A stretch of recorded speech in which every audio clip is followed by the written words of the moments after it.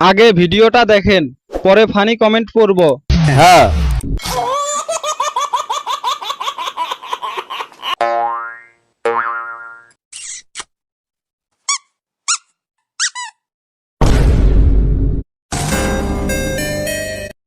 আমি গালাগালি করার জন্য রেডি ছিলাম, কিন্তু এখন তারাবির নামাজ পড়তে যাব। আজকের মতো কিছু বললাম না। আমি বিশ্বাস করি না।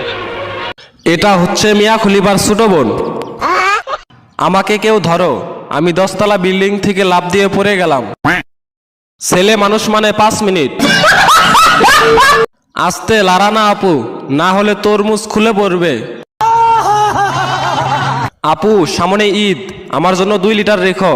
ঈদের দিন সেমাই রান্না করব, আইসা খায়া যাও। এত ঝাঁকলে তো ছিঁড়ে পড়ে যাবে। কন্ট্রোল। জীবনের সবচেয়ে বড় ভুল করছি টিকটক আইডি খুলে।